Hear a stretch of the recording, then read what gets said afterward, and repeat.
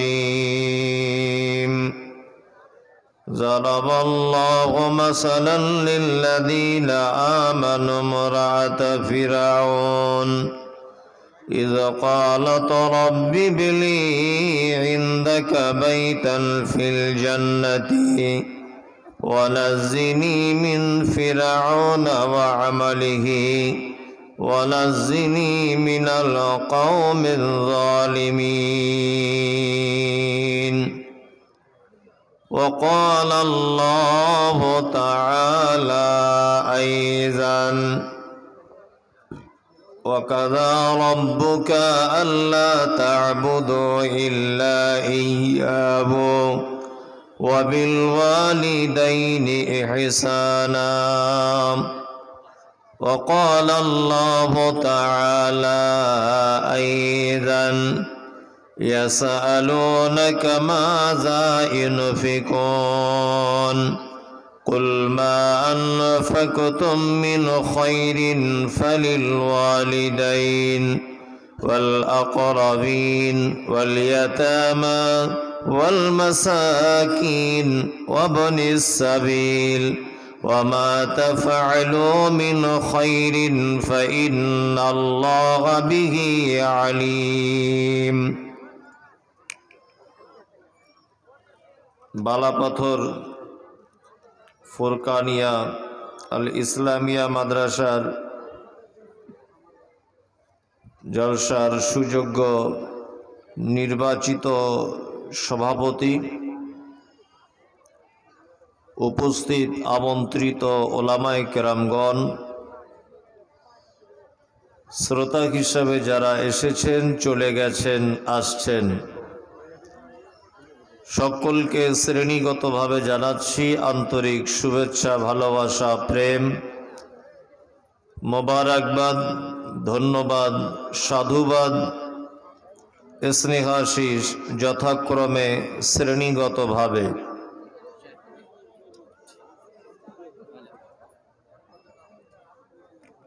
Mic man, মহিলাদের ওখানে পর্দাটা স্পষ্ট আসছে না, ওটা তাড়াতাড়ি ঠিক করুন। মহিলাদের কাছে পর্দাটা স্পষ্ট আসছে না, ওটা তাড়াতাড়ি ঠিক করুন। আলহামদুলিল্লাহ, এতক্ষণ পর্যন্ত আপনারা বিভিন্ন ওলামায়ে কেরামদের কাছ থেকে হাদিস এবং কোরআনের আলোকে অনেক কথাবার্তা শুনেছেন। আলহামদুলিল্লাহ, আমি এসেছি কিছু কথা আলোচনা রাখব। ওমা তৌফিক ইল্লা বিল্লাহ আলাইহি তাওয়াক্কালতু ওয়া ইলাইহি উনীব। আলহামদুলিল্লাহ, লোক অনেক, কিন্তু পরিবেশটা একটু উল্টা উল্টা। যারা দাঁড়িয়ে আছেন আপনারা বসে যান, এটা কোরআনের মজলিস, তো এই জন্য কোরআনের মজলিসে দাঁড়ানো ঠিক নয়। একটু বসুন, আপনি সামনের দিকে এসে বসুন না ভাই, বসে যান, এটা দেখতে খারাপ লাগছে। আরে বছরে একবার একটা জলসা হয়, একটু বসে যান, বসুন বসুন, মেহরবানি করে বসে যান, কেউ এদিক ওদিক ঘোরাফেরা করিয়ে নাই, সব বসে যাও, চলো বসে যাবো। এটা কোরআনের মজলিস, আর না হলে আপনি চলে যান, যদি আপনার সময় কম থাকে, না হলে আপনি চলে যান। দাঁড়িয়ে সেই থাকবে যার পাছাতে ফোঁড়া টোনা হয়েছে, সে দাঁড়িয়ে থাকবে, এমনি লোক দাঁড়াবে কেন? হ্যাঁ, বসে যান সবাই। আলহামদুলিল্লাহ, আমি পবিত্র গ্রন্থ মুকুট আল কোরআনুল কারীমের তিনটি জায়গা থেকে 3টি আয়াত তেলাওয়াত করেছি, একটি আয়াতের একটি অংশ তেলাওয়াত করেছি। এই আয়াতগুলিকে কেন্দ্রবিন্দুতে রেখে কিছু কথা বলবো। আমা তৌফিক ইল্লা বিল্লাহ আলাইহি তাওয়াক্কালতু ওয়া ইলাইহি উনীব। এই ভাই বস, যা হয়েছে হয়েছে, বসে যান, বসে যান, বসে যান, বসে যান, বসে যান, বসে যান। হ্যাঁ, আজকের আমি যাই হোক, পরিবেশ ঠিক করুন, পরিবেশ ঠিক করুন। আজকের আমি পবিত্র কোরআনের যে আয়াতগুলি তেলাওয়াত করেছি, আর কিছু হাদিস তার সঙ্গে বলবো ইনশাল্লাহ। হাদিস আর কোরআনকে সামনে রেখে আমি ইসলামে নারীর মর্যাদা কতটা সেই ব্যাপারে কিছু কথা বলবো। সর্বপ্রথম এ ব্যাপারে বলতে গিয়ে আপনাকে আমি আজ থেকে একদম পৃথিবীর সূচনা থেকে শুরু করে আপনাকে একটু ভাবিয়ে দিতে হবে, তাহলে ব্যাপারটা ক্লিয়ার করা যাবে। যেমন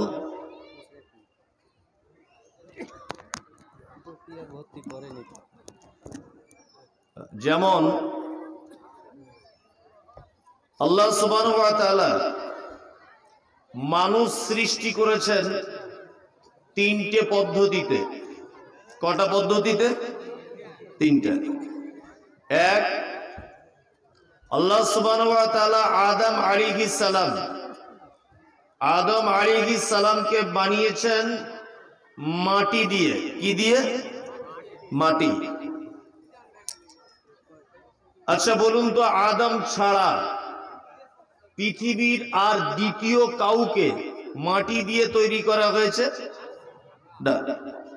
আদম পর্যন্ত পিওর মাটি দিয়ে তৈরি, আদম আলাইহিস সালাম পর্যন্ত শেষ। নাম্বার দুই, আদম আলাইহিস সালামকে তৈরি করার পরে জান্নাতের ভিতরে রাখা হলো। জান্নাতের ভিতরে আদম আলাইহিস সালাম সব ঠিক আছেন, কিন্তু মনের দিক দিয়ে ভালো নেই। আল্লাহ তাআলা আলিমুম বিজাতিস সুদূর, অন্তরের কথা বুঝেন। আমরা যেটা মুখে বলি এটা তিনি শোনেন বা বুঝতে পারেন, আর মানুষের মনের ভিতরে যে কথাটা জাগে এটা আল্লাহ বুঝতে পারে কি পারে না? পারে। তা আল্লাহ সুবহানাহু ওয়া তাআলা বুঝতে পারলেন যে আদম জান্নাতের মতো একটা জায়গায় থাকার পরেও এ আরামের মধ্যে নেই। প্রয়োজন কি? নাকি একটা বউ দিতে হবে, মেয়ে। দেখুন বর্তমান, আপনাকে একটা জিনিস দিয়ে মিলিয়ে দিই। আপনি যখন বাড়িতে গেলেন, 20 দিন পরে কোথাও কাজে গিয়েছিলেন, বাড়িতে এলেন, বাড়িতে এসে দেখবেন আপনার বেটি আছে, আপনার বেটা আছে, আপনার মা আছে, আপনার আব্বা আছে, আপনার বোন রয়েছে, আপনার সবাই বাড়ির ফ্যামিলির লোক আছে, কিন্তু আপনার স্ত্রী বাড়িতে নেই। তাহলে আপনার মনটা কেমন হবে? যে সবাই থাকার পরেও যেন বাড়িটা ফাঁকা, কারণ একজন নেই। তাই আল্লাহ সুবহানাহু ওয়া তাআলা একটা মেয়েকে তৈরি করলেন ওর পাঁজরের হাড্ডি দিয়ে, তার নাম হাওয়া। এটাও জানেন? আচ্ছা, হাড্ডি থেকে হাওয়াকে তৈরি করা হলো। আচ্ছা, পৃথিবীর আর কোন নারী পুরুষকে একদম পিওর হাড্ডি থেকে তৈরি করা হয়েছে আপনাদের কারো জানা আছে? নেই। তাহলে দুটো পদ্ধতি হলো, একটা মাটি আর একটা হাড্ডি। নাম্বার 3, পৃথিবীতে আল্লাহ সুবহানাহু ওয়া তাআলা একজন নবীকে পাঠিয়েছিলেন। একজন নবীকে পাঠিয়েছিলেন, তিনি নবী এবং রাসূল। নাম হচ্ছে ঈসা আলাইহিস সালাম। আচ্ছা, ঈসা আলাইহিস সালামের আব্বা ছিল না? ছিল না। মায়ের নাম মারিয়াম। আর মাঝখানে আমি একটা কথা বলে দিয়ে যাচ্ছি, খুব মন দিয়ে শুনবেন। ঈসা পর্যন্ত কথাটা রেখে দিয়ে আমি একটু অন্য লাইনে যাচ্ছি। যাদের ছেলেরা জেনারেল স্কুলে পড়াশোনা করছেন বা ইংলিশ মিডিয়ামে যাচ্ছে বা ইসলামিক শিক্ষায় যুক্ত নয় এরকম কোন শিক্ষা প্রতিষ্ঠানে পড়াশোনা করছেন, অবশ্যই আপনার বেটাকে কয়েকটা জিনিস শিখিয়ে দেবেন, তাছাড়া আপনার বেটার কিন্তু ঈমান চলে যাবে। আপনার বেটার ঈমান চলে যাবে। তাহলে কোরআন কারীম বলছে এর নাম হচ্ছে ঈসা। কি নাম? ঈসা। মায়ের নাম কি? মারিয়াম। জন্ম, এর জন্ম হয়েছে বাইতুল লাহাম। এবার আপনাকে একটা বলি, আপনার বেটাকে আপনি যে স্কুলে পড়াচ্ছেন, আপনাকে একটু সাবধান হতে বলছি। স্কুলে পড়ানো হচ্ছে, এর নাম যিশু, পড়ানো হচ্ছে না? হচ্ছে। মায়ের নাম মেরি, জন্ম বেথলেহেম, তাই তো? আচ্ছা, আপনার ছেলে যদি স্কুলে যদি এটা শিখে আসে, এর নাম যিশু, মায়ের নাম মেরি, জন্ম বেথলেহেম। আচ্ছা বলুন তো, স্কুলের এই ইতিহাস আর পবিত্র আল কোরআন, এই দুটো কি এক হচ্ছে না আসমান জমিন ডিফারেন্স? আসমান জমিন ডিফারেন্স। তাহলে আপনি যদি আপনার ছেলেকে এই মুহূর্তে যদি এই তিনটে কথা বলে না দেন, দেখো বাবু, এটা স্কুলে পড়তে হয়, এর নাম যিশু, আদেও ইনার নাম হচ্ছে ঈসা আলাইহিস সালাম। স্কুলে পড়তে হয়, এর মায়ের নাম মেরি, কিন্তু এর মায়ের নাম কোরআন বলছে মারিয়াম। স্কুলে পড়তে হয়, কি পড়তে হয় না, এর জন্ম হয়েছে বেথলেহেম, কিন্তু এর জন্ম বাইতুল লাহাম। আপনার ছেলে স্কুলে পড়ুক, এইতে আমার কোনো আপত্তি নেই, কিন্তু আপনাকে একটু দ্বীনি শিক্ষায় শিক্ষিত হলে আপনার বেটার ঈমানটা আপনি খুব মজবুত করে দিতে পারবেন। তাছাড়া আপনার বেটার ঈমান চলে যাবে। চলে যাবে না? চলে যাবে। স্কুলে পড়তে হবে, কোনো অসুবিধা নেই। ডারউইনের থিওরি রয়েছে যে বানর থেকে মানুষ হয়েছে। বানর থেকে কি হয়? মানুষ হয়েছে, ডারউইনের থিওরি। স্কুলে পড়ানো হচ্ছে না। অথচ কোরআন বলছে ফাইন্না খালাকনাকুম মিন তুরাবিন সুম্মা মিন নুতফাতিন সুম্মা মিন আলাকাতিন সুম্মা মিন মুদগা। মানুষকে মাটির উপাদান দিয়ে তৈরি করা হয়েছে। কি দিয়ে? আমাদের স্কুলে দেখবেন বই আছে, এই বইয়ে দেখবেন ছবি আঁকা আছে। প্রথম একটা বড় হনুমানের মতো মানুষ, তার পিছনে একটা লেজ আছে, তার পিছনে যে আছে ওর থেকে সাইজ একটু ছোট, তার পিছনে যে আছে ওর থেকে সাইজ আর একটু ছোট, তার পিছনে যে আছে ওর থেকে আর একটু ছোট, তার পিছনে যে আছে ওর থেকে আর একটু ছোট। এরকম ভাবে বোঝানো হয়েছে না যে আগেকার দিনে মানুষ এরকম ছিল, এই বিবর্তন বিবর্তন হতে হতে হতে হতে এখন মানুষ রূপে জন্মগ্রহণ করেছে। এটা বোঝানো হচ্ছে কি হচ্ছে না? আচ্ছা বলুন তো, আপনার বেটা যদি এই কথাটা ঈমান রাখে, তার ঈমান থাকবে? এগুলো লজিকেও ভুল। অনেক মাস্টার মশাইরা আছেন, খুব ভালো জানেন, এগুলো যুক্তির আলোকে যদি আপনি খণ্ডন করেন, তাহলে কোরআন হাদিসও প্রয়োজন হবে না, এমনিতেই খণ্ডন করা যাবে। আচ্ছা আপনাকে একটা কথা জিজ্ঞাসা করছি, আচ্ছা বলুন তো, গাধাতে আর ঘোড়াতে যদি মিলন করে, তাহলে তার পেটে একটা বাচ্চা আসবে, তার নাম হয়েছে খচ্চর, তাই তো? গাধা ঘোড়াতে। এবার আপনাকে একটা কথা বলি, অস্ট্রেলিয়ান একটা গরু আর মালদা জেলার একটা গরু, দুজনের মিলন ঘটানো হলো, বাচ্চাটা কিসের হবে? কিসের? আরে গরুরই হবে তো, হ্যাঁ হবে। আচ্ছা কই একটা ঘোড়া আর একটা গরু, এই দুইজনের মিলন ঘটিয়ে দেন তো দেখি, কোনো বাচ্চা হবে বলে সম্ভাবনা আছে? হবে? হবে না। তাহলে এটা সম্ভব হতে পারে যে একটা ঘোড়া একটা গাধা মিলনের ফলে একটা প্রাণী জন্মগ্রহণ করতে পারে। একটা অস্ট্রেলিয়ান গরু একটা দেশি গরুর সংমিশ্রণে একটা গরু জন্মগ্রহণ করতে পারে। একটা ছাগল আর একটা ছাগলির সঙ্গে মিলন করলে তার পেটে একটা ছাগল হওয়ার সম্ভাবনা আছে। কই এক কাজ করুন তো দেখি, এখন দেখবেন ওই আপনার ডাক্তার বাবুরা একটা ভালো জিনিস আবিষ্কার করেছে যে ইনজেকশনের মাধ্যমে গরুর পেটে বাচ্চা আসছে না? আচ্ছা তো, আচ্ছা আচ্ছা, ওই ইনজেকশনে যদি একটা রয়্যাল বেঙ্গল টাইগারের বীর্য নিয়ে ওই গরুটার ভিতরে পুশ করা হয়, তাহলে রয়্যাল বেঙ্গল টাইগার হওয়ার সম্ভাবনা আছে না নেই? আছে? আছে? ইনি বলছেন আছে। কোনদিন সম্ভব? সম্ভব নয়। তা যারা বলছে বানর থেকে মানুষ হয়েছে, এটা কোন যুক্তিতে বলছে? বানরটা কার আলাদা প্রাণী, ওর থেকে মানুষ হওয়া সম্ভব? বলুন সম্ভব? তাহলে ডারউইনের এই থিওরি স্কুলে পড়ানো হচ্ছে কি হচ্ছে না? হচ্ছে। তাহলে আপনার বেটাকে যদি এটা বলে না দেন, তাহলে আপনার বেটা যদি ক্লাস 10 পর্যন্ত, ক্লাস 10 মানে তার 16 বছর বয়স, তাই তো? 17 বছর বয়স। তা 16 থেকে 17 বছর বয়স পর্যন্ত আপনার বেটা যদি মারা যায়, তাহলে আপনার বেটা, আমি মুমতাজুল ইসলাম বলছি, ও বেঈমান হয়ে মারা যাবে। এটা যদি তাকে বলে না দেন যে বানর থেকে মানুষ হয়নি, আল্লাহ মাটি দিয়ে মানুষ সৃষ্টি করেছে, মূল উপাদান মাটি, এটা বলে দিতে হবে।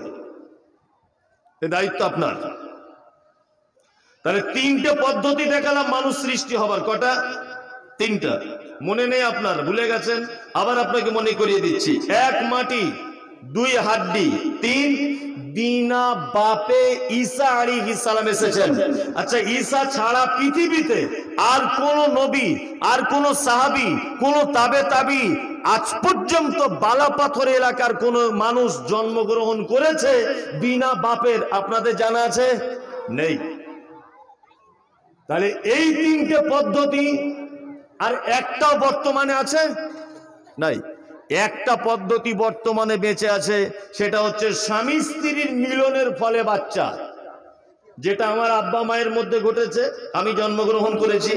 আমার স্ত্রীর মধ্যে ঘটেছে, আমার বেটা জন্মগ্রহণ করেছে।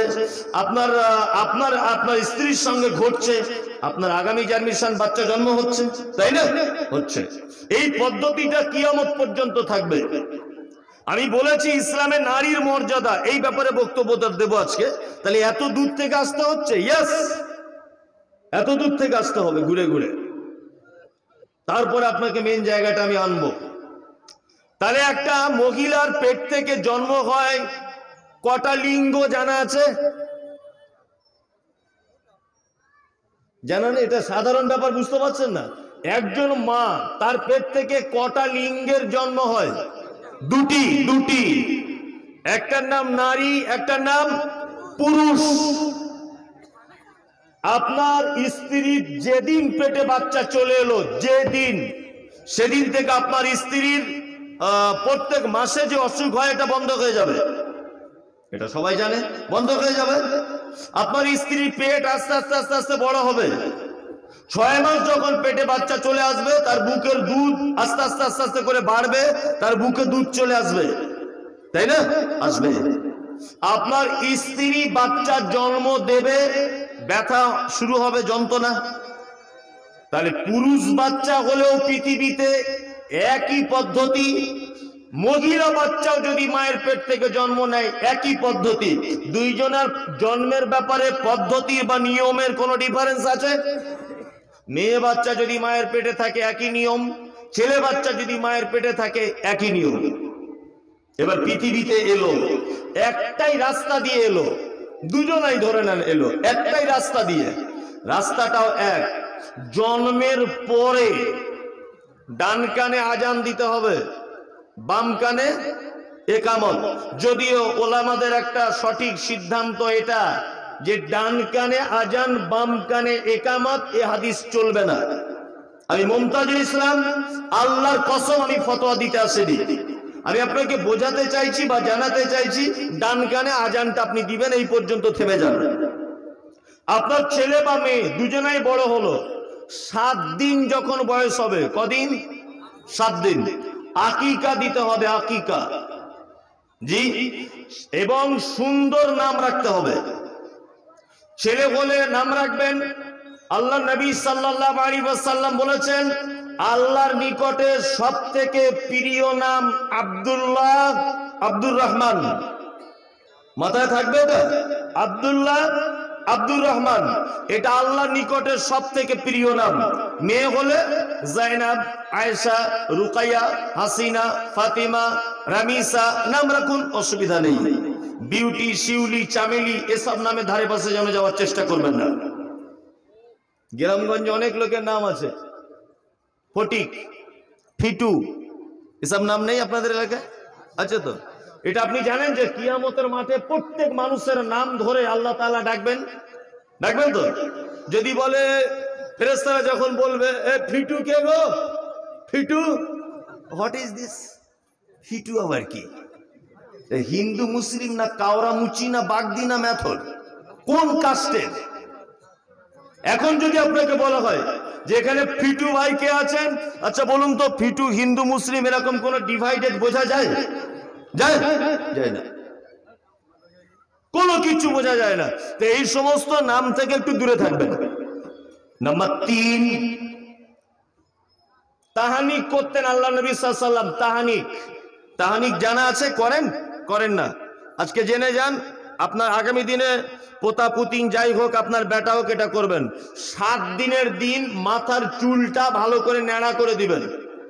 ন্যাড়া করে দেওয়ার পরে এই চুল একটা ওজন করে নিবেন, শুকানোর পরে দেখবেন 20-30 টাকা হবে একটা চাঁদি, সেই পরিমাণ চাঁদি সাদকা করে দেবেন। এটা করবেন। আর একটা কাজ করবেন, মহিলারা আল্লাহ নবী সাল্লাল্লাহু আলাইহি ওয়াসাল্লামের কাছে শিশুদেরকে আনতেন, আল্লাহ রাসূল তাহানিক করতেন। তাহানিক মানে মিষ্টি খাজুর বা মিষ্টি জাতীয় কিছু চিবিয়ে আল্লাহ নবী সাল্লাল্লাহু আলাইহি ওয়াসাল্লাম ওই শিশুর মুখে দিতেন, শিশু চুষে চুষে খেত। তাহলে আপনার এলাকাতে আপনি যাকে আল্লাহওয়ালা মনে করবেন, যাকে আপনি পরেজগার মনে করবেন, এইরকম কোন মানুষের কাছে নিয়ে বাচ্চার জন্য দোয়া চেয়ে নেবেন, আর তাকে বলবেন একটু তাহানিক করে দেন, মানে একটু খাজুর একটু চিবিয়ে তার মুখের ভিতরে দিতে বলবেন। এটা সুন্নাত। এগুলো আমরা কেউ করি? মনেই নাই, এগুলো মনেই নাই। বেটা হয়েছে বগল বাজাতে মাথা খারাপ, ডিজে এনে ডান্স করে দিচ্ছে। ওই যে 4টে বেটির পরে বেটা হয়েছে, ও সবার মনে থাকে? আকিকা দিতে হবে। ছেলে হলে 2টা দিবেন, মেয়ে হলে 1টা দিবেন। ছেলে হলে গরিব মানুষ 1টা দিবেন, তাও চলবে। ছেলে যদি হয়, আমি এগুলি একটাও ফতোয়া দিচ্ছি না, আমি আপনাকে কিছু জিনিস জানিয়ে দিচ্ছি। ফতোয়া আলাদা জিনিস। আপনি বেটা ছেলে হয়েছে 1টা দিবেন, যদি বকরি হয়, গরিব মানুষ, অসুবিধা নেই, আকিকা হয়ে যাবে। একটু আর্থিক অবস্থা ভালো, 2টো দেবেন, উত্তম হবে। মেয়ে হলে একই নিয়ম, আকিকার মাংস সবাই খেতে পাবে। যার নামে আকিকা সে খাবে, তার বাপ খাবে, তার নানি খাবে, তার গোষ্ঠীর সবাই খাবে, কোনো পদ্ধতি নেই। কি বলছি বুঝতে পারছেন? আকিকা একটা ইবাদত। বাজারে গিয়ে খুঁজবেন না, বাজারে গিয়ে এটা খুঁজবেন না যে সব থেকে কোন ছাগলটা বেশি সস্তা। আমার একটা মহিলা মাদ্রাসা আছে, এটা আপনারা সোশ্যাল মিডিয়াতে দেখেছেন, মহিলা মাদ্রাসা আছে। তা মহিলা মাদ্রাসাতে কিছু মানুষ আকিকার ছাগল দেয়, গায়ে লোম নাই, নাক দিয়ে সিকনি পড়ছে। তা আমার যে দারোয়ান আছে ওকে বলি মাঝে সাঝে যে এইরকম ছাগল যদি কেউ দেয়, জঙ্গলে বেঁধে দিয়ে আসবি, শিয়াল কুকুরে খেয়ে। ওর কাছে আমি ভিক চাইতে গেছি, তুমি আমার মাদ্রাসায় ছাগল দাও? আরে আকিকা যদি দিতেই হয়, এটা একটা ইবাদত, উত্তম জিনিসটা দেওয়ার চেষ্টা করবেন। কি বলছি বুঝতে পারছেন না? উত্তম। বাজারে সব থেকে যে ছাগলটা আপনার ভালো পছন্দ হবে, এই ছাগলটা কিনে আকিকাটা দেওয়ার চেষ্টা করবেন। এইবার আমি আপনাকে বলছি, ফতোয়া দিলাম না, এতক্ষণ কিছু জিনিস জানিয়ে দিলাম। এবার আস্তে আস্তে করে ছেলে মেয়ে 2জন বড় হলো, দুজনার একই নিয়ম। আল্লাহ নবী সাল্লাল্লাহু আলাইহি ওয়াসাল্লাম বলেছেন, তোমার সন্তানদের বয়স যখন 7 বছর হবে, কত বছর? মসজিদে নিয়ে যাবেন সাথে করে। এই মসজিদে নিয়ে যাওয়ার নিয়ে আসা, এই ট্রেনিংটা চলবে কতদিন? না 3 বছর।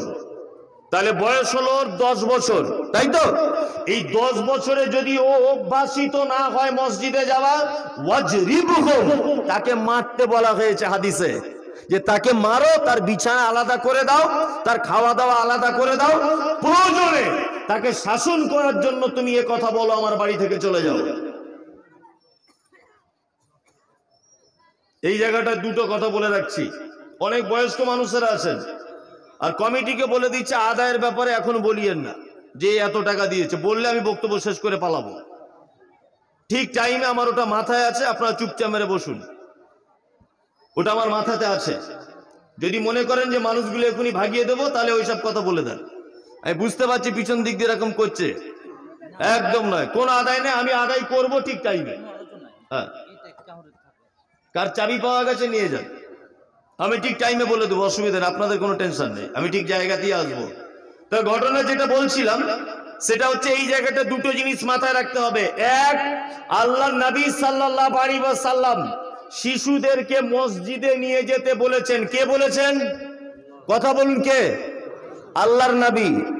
মসজিদে অনেক এমন মুসল্লিকে দেখতে পাওয়া যায়, একটা দাদুর তার পোতাকে নিয়ে মসজিদে গেছে, শিশু মানি সে একটু বদমাইশি করবে, করবে না? মসজিদে পাখাটা চালিয়ে দিবে, এই ল্যাম্পটা অফ করে দিবে, ওই ঝাড়ুটা নিয়ে একটু খেলা করবে, জোরে একটু চিল্লিয়ে দিবে, প্রয়োজনে গানও গাইতে পারে, কারণ ও তো শিশু 7 বছরের। মসজিদের ইমাম সাহেব ভাইরা বা অনেক পাক্কা মুসল্লিরা তারা এই কথা বলে, কেন তুমি এসব পোতাপুতিকে নিয়ে মসজিদে এসেছো, যা ভটা ঝামেলা হটাও, যা বলে না অনেক লোক। একদম নয়, এই নির্দেশ হযরত মুহাম্মদ সাল্লাল্লাহু আলাইহি ওয়াসাল্লাম 1500 বছর আগে দিয়েছে। আপনি মানা করার কে হে? আপনি মানা করতে যাবেন কেন? আর একটা কথা বলে রাখছি, শুনে রেখে দেন। একটা গাছ দেখতে পান বর্তমানে, কাঁঠাল গাছ, হ্যাঁ কাঁঠাল গাছ দেখতে পান তো? দেখতে পান। আচ্ছা বলুন তো, গাছের সব কাঁঠাল একদিনই পেকে যায় না? যেটা এরকম সাইজ, আর একটা এরকম, আর একটা পেকেছে, আবার একটা ফুল মতো, আবার একটু ফুল থেকে বার হচ্ছে, আবার একটু এরকম সাইজ, এরকম হয় কি হয় না? হয়, হয়তো হয়। আচ্ছা আপনি যদি আজকে পাকা কাঁঠালটা যদি খেয়ে নেন, আর যদি মনে করেন গাছটা একটু হালকা হয়ে যাক, ওই ছোট যেটা ধরেছে ওইটাকে টেনে ছিঁড়ে ফেলে দিই, আচ্ছা বলুন তো এটা বুদ্ধিমান লোকের পরিচয় না বোকা লোকের পরিচয়? বোকা লোকের পরিচয়।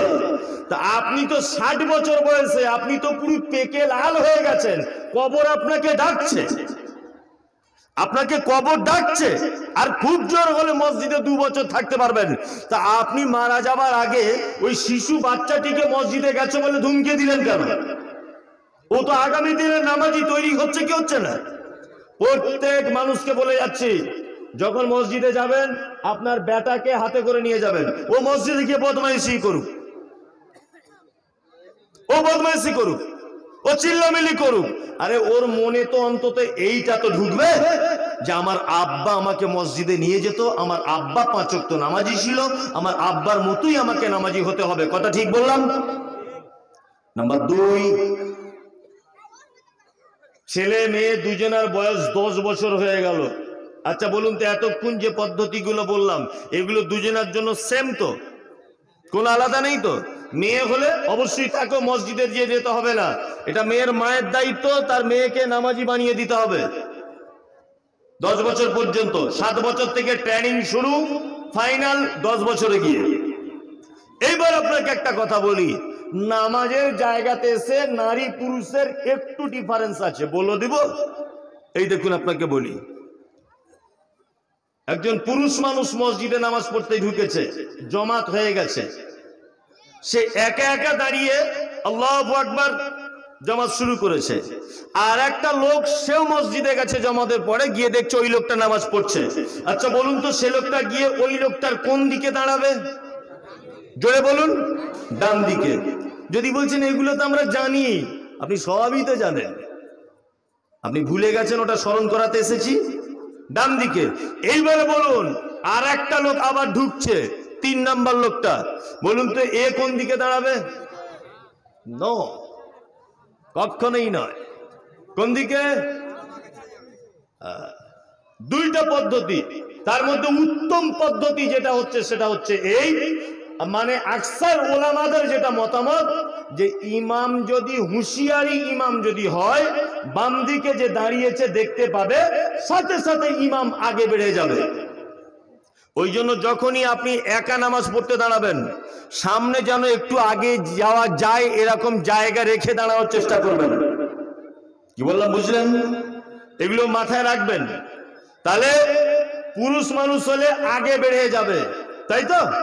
এবার আপনাকে বলছি, একটা পুরুষ মানুষ ইমাম ভুল করে দিল নামাজ পড়তে পড়তে, রুকুর সময়তে উঠে সেজদা একবার দিল, একবার সেজদা দিয়ে একদম হেলিকপ্টারের মতো উঠে পড়লো, ভুলে গেছে দ্বিতীয় সেজদা দিতে। আচ্ছা বলুন তো দেখি, যখন উঠে যাচ্ছে সেই সময় পিছনের মুসল্লিরা কি বলে লুকমা দিবে? সুবহানাল্লাহ, তাই তো? সুবহানাল্লাহ বলে লুকমা দিবে। এইবার আপনাকে আমি একটা কথা বলে দিচ্ছি, খুব মন দিয়ে শুনুন। একজন পুরুষ মানুষ যদি ইমাম হয়, আগে বেড়ে ইমামতি করবে। একটা পুরুষ মানুষ নামাজ পড়তে দাঁড়িয়েছে, আর একজন যদি চলে আসে ডান দিকে দাঁড়াবে, আর একজন যদি চলে আসে বাম দিকে দাঁড়াতে পাবে না, ওকে আগে বেড়ে যেতে হবে। আর যদি আগে বেড়ে না যায় তাহলে প্রয়োজনে আগে যদি জায়গা না থাকে তাহলে পিছনে তাকে একটু টেনে নিবে। হুঁশিয়ার ইমাম হলে পিছনে চলে আসবে, আর মুসল্লিটা চলে আসবে পিছনে, ও আগে ইমামতিতে দাঁড়াবে। কিন্তু বিশ্ব নবী বলেছেন একজন নারীদের জমাত যদি চলে, একজন নারী আগে বেড়ে ইমামতি করতে পাবে না, কাতারের মাঝখানে দাঁড়াতে হবে। একজন মুসল্লি যদি পুরুষ মানুষ হয়, তার যদি নামাজে ভুল হয়ে যায়, পিছনের মুসল্লিরা সুবহানাল্লাহ বলে তাকে লুকমা দিবে, তাকে সতর্ক করবে। কিন্তু একজন মহিলা ইমামের যদি নামাজ যদি ভুল হয়ে যায় তাহলে করবেটা কি না, একজন মহিলা মুসল্লি সে তার উরুতে এইভাবে হাত দিয়ে মারবে। এই আওয়াজ হলে বুঝতে পেরে যাবে মহিলা যে আমার ইমামতিতে কোনো ত্রুটি হয়েছে। তাহলে দুটো একটু ডিফারেন্স হলো, পুরুষ আর নারীর নামাজ একটু ডিফারেন্স হলো না? চলুন আর একটা ডিফারেন্স একটুখানি বলে দিই। সেটা হচ্ছে এই যে পুরুষ মানুষ যখন নামাজে দাঁড়াবে তখন তাকে কি করতে হবে না, গাঁটের উপরে কাপড় এমনিতেই সবসময়তেই গাঁটের উপরে থাকতে হবে, তাই তো? আর মহিলা যদি হয় ওকে একটু নিচে নামিয়ে দিতে হবে। তবে আমাদের শাড়ি পরে যে সমস্ত মেয়েরা নামাজ পড়ে এতে অনেক ওলামাদের আপত্তি রয়েছে। শাড়ি পরে নামাজ পড়ে এটা হারাম আমি বলছি না, না যায় যে আমি ফতোয়া দিচ্ছি না, আমি বলছি শাড়ি পরার থেকে উত্তম হচ্ছে যে মায়েরা বাড়িতে ঢিলা ঢালা সালোয়ার কামিজ পরে তারা সালাত আদায় করবে, তাদের জন্য এটা উত্তম। সালোয়ার পরবে, পরে নামাজ আদায় করবে, এটা উত্তম। মহিলা তার বাড়ি নির্জনে সালাত আদায় করবে, এটা উত্তম। পুরুষ মসজিদে যেতে বাধ্য, ওকে যেতেই হবে। আর দুটো একটা ডিফারেন্সের কথা বলে দিই নারী পুরুষের। কি ডিফারেন্স? আল্লাহর নবী জনাবে রাসূলুল্লাহ সাল্লাল্লাহু আলাইহি ওয়াসাল্লাম বসে আছেন, হঠাৎ করে পর্দার আড়াল থেকে একজন মহিলা এসেছে, হাত বাড়িয়েছে। আল্লাহ নবী সাল্লাল্লাহু আলাইহি ওয়াসাল্লাম বলছেন আয়াদুকা রাসূলান আও ইমরাআতান, এই তোমার কি এটা মহিলার হাত না এটা পুরুষের হাত? পর্দার আড়াল থেকে বলছেন আল্লাহর নবী আমি একজন নারী, আমি পুরুষ নয়। বিশ্ব নবী বলছেন তোমার হাতটা যে পুরুষের মতো সাদা মাটা হাত মনে হচ্ছে, তুমি বাড়ি চলে যাও, এরপরে যখন আসবে হাত যখন বাড়াবে তোমার হাতে একটু ভালো করে মেহেন্দি লাগিয়ে নিবে, তাহলে আমি বুঝতে পেরে যাব যে এটা মহিলার হাত না এটা পুরুষের হাত। আমি বুঝতে পেরে যাব এটা। তার মানে মহিলারা মেহেন্দি লাগাতে পাবে, মাথাতে লাগাবে, চোখে লাগাবে, ঠোঁটে লাগাবে, পায়ে লাগাবে, যেখানে ওর ইচ্ছা লাগাবে। সব সময়তেই লাগাতে বলবেন আপনার স্ত্রীকে, মেহেন্দি হাতে সব সময় ডিজাইন করে রেখে দিতে বলবেন। এতে করে আপনার মানে আপনি তার প্রতি একটু আকৃষ্ট হবেন। আমাদের সাংসারিক জীবনে অশান্তি হওয়ার অনেক কারণ আছে, অনেক কারণ। বিশেষ করে আমাদের পাড়া গ্রামের মেয়েদেরকে বলছি, মায়েরা যারা আছেন, স্বামী স্ত্রী বিচ্ছেদ, স্বামী স্ত্রী মনোমালিন্যর একটা অনেক কারণের একটা কারণ হচ্ছে এই, যে ছেলেটা কলকাতাতে যে ছেলেটা রাজমিস্ত্রি কাজ করে, কলকাতা একটা মহানগরী, তাই তো? আচ্ছা, এর চোখে প্রত্যেকদিন সুন্দরী সুন্দরী মেয়ে চোখে পড়ে না? কেউ জিন্স প্যান্ট পরে, কেউ বারমুন্ডা পরে, কেউ লেগিংস পরে, কেউ জ্যাগিংস পরে, কেউ ক্যাপ্টেন টুপি, কেউ মাথায় মানে চুল লাল করে, কেউ চোখে চশমা দিয়ে, কেউ টি শার্ট পরে, বিভিন্ন কোয়ালিটির মেয়েদেরকে দেখে না কলকাতা? তো কাজে যায় যখন দেখে, তাহলে ও ভালো ভালো দামি দামি মেয়ে দেখে তবে ঘরে আসছে, 1 মাস পরে বাড়ি এসে দেখছে ওর বউ সে ওর নানির মতো করে সাধারণ ড্রেসপত্র পরে বসে আছে। তাহলে বলুন তো ওর বউয়ের প্রতি ওর আকর্ষণ হবে? হবে না। এগুলো আমাদের মায়েরা বোঝে না। স্বামীর জন্য সবসময় পরিপাটি সেজে গুজে থাকতে হবে, নতুন শাড়ি পরতে হবে, প্রয়োজনে হাতে মেহেন্দি পড়ুন, ভালো জামা কাপড় পড়ুন। আপনার স্বামী যেন আপনার দিকে তাকালেই যেন চম্বুকের মতো যেন ধরে যায়। আর এমন পোশাক পরে আছে, সাবানও মাখে না, গায়ে একটু তেলও লাগায় না, মাথায় একটু ভালো খুশবুওয়ালা তেল লাগা বাবা তাও লাগায় না, ওর গায়ের গন্ধতে ওর স্বামী কলকাতা থেকে যে মাথা গরম, যে দেখে এলাম কি আর বাড়িতে কি। এটা মনে মনে ভাববে কি ভাববে না? এগুলো আমাদের মেয়েদের একটু দোষ আছে, দোষ নাই? সবসময় সেজে গুজে থাকতে হবে। আপনার তো বাড়ি কোনো কাজ নেই, সবসময় ভালো পোশাক টোশাক পরে বাড়িতে থাকবে নিজের স্বামীর মন জয় করার জন্য। তাহলে মেহেন্দি পুরুষ মানুষ পড়তে পাবে না? পাবে? কে বললো পাবে না? এই তো বিয়েতে পড়ছে, বুঝছে না? এই এটা নিষিদ্ধ। একটা বাজারে কাপড় কিনতে পাওয়া যায় রেশমের কাপড়, বিয়েতে আমরা যে শেরওয়ানি গুলো পরি, এই শেরওয়ানি যদি মিনিমাম 10,000 টাকার উপরে যদি দাম হয়ে যায়, অনেক সময় ওইটার ভিতরে রেশমের কাপড় দেওয়া থাকে, থাকে না? থাকে। এটা যদি রেশমের কাপড় থাকে, প্রমাণ যদি হয়, পুরুষের জন্য রেশম পরা কি হারাম, চলবে না, নারী পড়তে পারে। শ্বশুর সোনার একটা আংটি দিয়েছে, সোনার আংটি দিয়েছে শ্বশুর, হাতে দিয়ে ঘুরছে, এটা হারাম, করতে পারবে না, একদমই নিষিদ্ধ। কালকে আন্ডার প্যান্ট পরে ঘুরতো, কেউ চিনত না ওকে, শিয়ালে পর্যন্ত চিনত না। আজকে কোথায় ঠিকাদারি করতে গেছে, 2-5 লাখ টাকার মালিক হয়েছে, আসার সময়তে বড় একটা সোনার চেন গলায় পরে এসেছে, আর হাতে একটা ব্যাসলেট। মানে কি ছিনু আর কি হুনু, একটা কথা আছে না যে কি ছিনু আর কি হুনু। 2-5 লাখ টাকা হয়েছে, ডান দিকে পা দেয় না বাম দিকে দেয়, পা ফেলারই ঢং আলাদা। আর মেয়েদের ছায়া পড়ার মতো করে লুঙ্গিটাকে গুটিয়ে পড়ে নিয়েছে, বুকের ছাতি বার করে গ্রামে গ্রামে ঘুরছে, দেখ আমার গলাতে 3 লাখ টাকা শোনাচ্ছেন। মামু এটা হারাম, পুরুষ মানুষ পড়তে পাবে না, ওটা আপনার স্ত্রী পড়তে পাবে। তাহলে একটু ডিফারেন্স হলো তো, হ্যাঁ একটু ডিফারেন্স হলো কি হলো না? হলো। এইবার আপনাকে বলছি, তাহলে ইবাদতের ব্যাপারে নারী পুরুষের একটু একটু ডিফারেন্স আছে, আছে না নাই? আছে। আচ্ছা এইবার আপনাকে বলছি, সম্মানের দিক দিয়ে বলুন তো দেখি, এবারে ডিফারেন্স কার বেশি আর কার কম? কার? নারীর সম্মান বেশি না পুরুষের সম্মান বেশি? কার? নারী। তাহলে এতক্ষণ পর্যন্ত আমি বোঝাতে পেরেছি কি কারণে বলছিলাম এত কথা? তাহলে এতক্ষণ পর্যন্ত ইবাদতের ব্যাপারে কিছু ডিফারেন্স আছে। তাহলে সম্মানের ব্যাপারে আল্লাহর নিকটে সব থেকে বেশি সম্মানিত কে? নারী। নারী মূলত আমাদের 4টে সম্পর্কে জড়িত হয়। কটা? 4টে। 1 মা, 2 বোন, 3 নানি, 4 ফুপু, আর 5 ফুপু আর নয় ফুপুর ক্যাটাগরি। নারী খালা আর নয় খালার ক্যাটাগরি, নানি আর নয় নানির ক্যাটাগরি, দাদি আর নয় দাদির ক্যাটাগরি। এই 4টে-5টা সম্পর্ক ছাড়া নারী আমাদের আর অন্য কোনো সম্পর্ক হয়? হয় না তো। একটা একটা সম্পর্ক কতটা মর্যাদা দিয়েছেন বিশ্বনবী মুহাম্মদ রাসূলুল্লাহ সাল্লাল্লাহু আলাইহি ওয়াসাল্লাম, শুনলে আপনি অবাক হয়ে যাবেন। প্রথমে ওদের একটা একটা করে সম্মান বলি।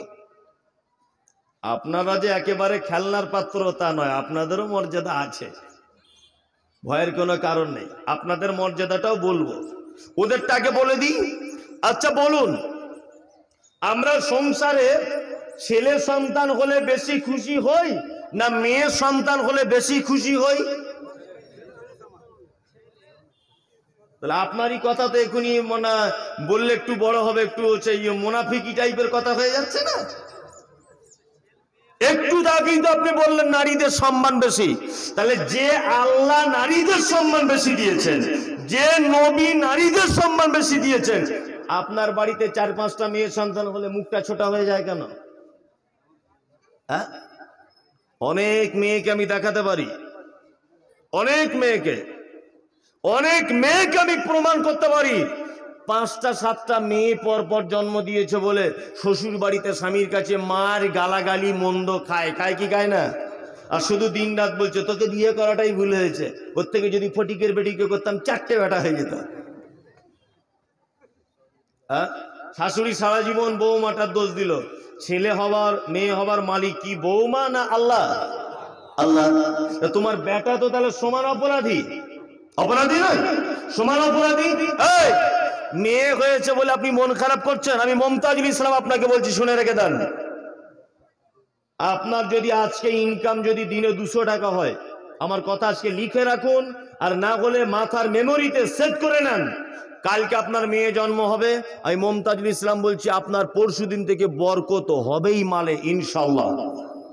আরে মেয়ে হওয়া মানে তো লাভ, পরের বেটাকে নিজের বেটা করে নিবে, পরের মানুষ করা বেটা নিজের করে নিবে। সব পুরুষ মানুষরা শাশুড়ি ভক্ত না? হ্যাঁ, শাশুড়ি ভক্ত তো বেটি হওয়াই তো লাভ। পরের মানুষ করা বেটা নিজের করে নিবেন, আরো সুবিধা, তাই না? চলুন, বেটি কত মর্যাদা। আপনাকে একটা হাদিস বলি, হাদিসের একটা অংশ। কে হাদিস বর্ণনা করছেন? না আম্মাজান আয়েশা সিদ্দিকা রাদিয়াল্লাহু তাআলা আনহা, আল্লাহর নবীর স্ত্রী, উম্মাহাতুল মুমিনিন। আম্মাজান আয়েশা বলছেন, আমি একদিন বাড়িতে বসে আছি, একজন মহিলাকে দেখলাম দুটি বাচ্চাকে সাথে নিয়ে আমাদের দরজাতে এসে নক করেছে। কে? না আমি একজন ভিখারি মহিলা। কি চাও বলো? বলছে আমি কিছু খাবার চাই। আম্মাজান আয়েশা বলছেন মহিলাটি আছে, তার সাথে দুটি কন্যা সন্তান রয়েছে। আমি তাদের তিনজনকে 3টা খাজুর দিলাম। ওই মহিলাটি দুটি বাচ্চা মেয়ের হাতে দুটি খাজুর ভাগ করে দিলেন, আর একটা খাজুর নিজে না খেয়ে নিজের কাছে রেখে দিলেন। বাচ্চা মেয়ে দুটি তাড়াতাড়ি করে 2টা খাজুর খেয়ে নেওয়ার পরে মায়ের হাতে যে খাজুরটা আছে এ একবার কেড়ে নিতে চাইছে, ও একবার কেড়ে নিতে চাইছে। আম্মাজান আয়েশা বলছেন আমি দূর থেকে দেখতে পেলাম ওই মাটা একটা খাজুর না খেয়ে খাজুরটা অর্ধেক করে ভাগ করে দুটি বাচ্চার মাঝখানে বিলি বন্টন করে দিয়েছে। আল্লাহর নবী বাড়িতে এলেন, আম্মাজান আয়েশা ব্যাপারটা বর্ণনা করে বলছেন, ও দয়ার নবী গো, আজকের দিনে আমাদের বাড়িতে এই ঘটনা ঘটেছে। একটা মহিলা নিজে খাজুর না খেয়ে খাজুরটা অর্ধেক করে ওই বাচ্চাটার হাতে অর্ধেক, আর এই বাচ্চাটার হাতে অর্ধেক। আল্লাহর নবী বলছেন আয়েশা রে, জেনে রেখে দাও, শুনে রেখে দাও, পৃথিবীতে যদি কোনো বাপ তার বেটি হবার কারণে সে যদি বিপদে পড়ে যায়, বিবাহ দেওয়ার জন্য বিপদ হয়, বেটি হয়েছে বলে যদি সয় সম্পত্তি নেই বলে যদি বিপদে পড়ে যায়, বেটি হয়েছে বলে সমাজের মানুষের কাছে যদি বিপদে পড়ে যায়, বেটি হয়েছে বলে টাকা নেই কি দিয়ে বিয়ে দেব, এই ব্যাপারে যদি সে চিন্তায় পড়ে যায়, বিশ্ব নবী বলছেন ও বেটির বাপ শুনে রেখে দাও, তোমার 4টে বেটি, 5টা বেটি, 6টা বেটি, তুমি যদি তাদেরকে দ্বীনের শিক্ষা দিতে পারো, তুমি যদি তাদেরকে পর্দার সঙ্গে রেখে দিতে পারো, তুমি যদি তাদেরকে হেফাজতের সঙ্গে রেখে দিতে পারো বিয়ে দেবার আগ পর্যন্ত, তাহলে আমি নবী আর ওই বিপদে পড়ে যাবা কন্যার বাপ কিয়ামতের দিনে জান্নাতের ভিতরে এত কাছাকাছি থাকবো। এই কথা বলার পরে আল্লাহর নবী মধ্যমা আর তর্জনী দুটি আঙুলকে এক জায়গায় করে দিয়ে বলছে, দেখো আয়েশা, এই দুটো আঙুলের মাঝখানে কি কোনো ফাঁক আছে? বলছে না, ফাঁক নাই। আল্লাহর নবী বলছেন আয়েশা, কোন বাপ যদি তার বেটি জন্ম হওয়ার পরে সে যদি বিপদে পড়ে যায়, আমি আর ওই বেটির বাপ দুজনায় জান্নাতের ভিতরে এই রকম ভাবে থাকবো। সুবহানাল্লাহটা কাল কি বলবেন? আজকে টাইম যদি না থাকে কালকে, আজকে বলার দরকার নেই। জি, এই তাহলে বেটি হয়ে লাভ হলো না লস হলো? হ্যাঁ, লাভ হলো, তাই তো? দুনিয়াতে কত লাভ। আপনি কাজ থেকে বাড়ি আসবেন, কাজের থেকে বাড়ি আসবেন, বাড়ি আসার পরে আপনার বেটা বলছে আব্বা 5 টাকা দাও না গো, 5 টাকা দাও না, তা আপনি দিচ্ছেন না। হ্যাঁ, আপনি দিচ্ছেন না। 5 টাকা দাও না, আপনি দিচ্ছেন না। ও তখন কি বলছে? শালা কঠিন বদমাইশ বাপ। ও দেখবে 4-5 দিনের মাথায় বলে দিবে, গাল দিবেই। কি বলছি বুঝতে পারছেন না? আপনার বেটি যদি হয়, ওর একটা বৈশিষ্ট্য আছে, আপনি বাড়ি আসবেন সাথে সাথে 1 জগ পানি নিয়ে বলবে আব্বু এ নাও পানি নাও। আব্বু তুমি গোসল করবে তো, এ নাও লুঙ্গিটা নাও। আব্বু তুমি ভাত খাবে, ঠিক আছে আমি তাহলে ভাত পানি দিই, ছোট মেয়ে তো আমি তাহলে তোমার পানিটা দিই, আর আম্মু ভাতটা খুলুক। আদর করার পরে বলবে আব্বু আজকে স্কুলে সেই একটা আইসক্রিম খাবো, 5 টাকা দাও না। আচ্ছা বলুন তো, তখন আপনার দিতে ইচ্ছা করবে কি করবে না? তাহলে 5 টাকা দিতেও হলো, অথচ আদরও পেয়ে গেলেন ফ্রিতে। এটা হয় কি হয় না? তাহলে বেটি হওয়া লাভ আছে। বেটার বহুদের কাছে তো মার খেয়ে খেয়ে জীবন যাচ্ছে অনেক বাপেদের, যাচ্ছে না? 2 দিন মেয়ের বাড়িতে চলে যান না, মনে হবে ওর কলিজাটা চিড়ে ভিতরের ফ্যাপসা কলিজাটা রান্না করে আপনাকে খাওয়ালেও তৃপ্তি পায়। পায় কি পায় না? এর নাম কন্যা।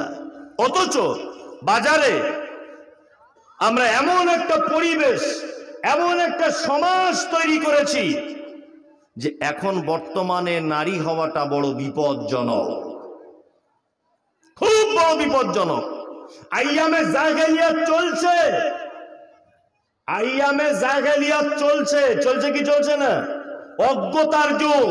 ১৫০০ বছর আগে নবী মুহাম্মদ সাল্লাল্লাহু আলাইহি ওয়াসাল্লামের যুগে যেমন আইয়ামে জাহেলিয়াত চলছিল, আজও আইয়ামে জাহেলিয়াত চলছে, শুধু পদ্ধতিটা আলাদা। তখনকার দিনে মেয়েদেরকে জীবিত কবর দিয়ে দেওয়া হতো, আর এখনকার দিনে একটা ছেলে একটা মেয়ে হবার পরে পেটে আবার বাচ্চা এসেছে, আল্ট্রাসোনোগ্রাফি করে দেখছে ভিতরে কি আছে, ডাক্তারকে প্রয়োজনে ১০-২০ হাজার টাকার ঘুষ দিয়ে দিচ্ছে, দেওয়ার পরে বলছে ছেলে না মেয়ে বলো, বলছে মেয়ে, বলছে কত টাকা লাগবে ওয়াশ করে দিতে, ওয়াশ করে দাও। এই ঘটনা ঘটছে কি ঘটছে না? ঘটছে।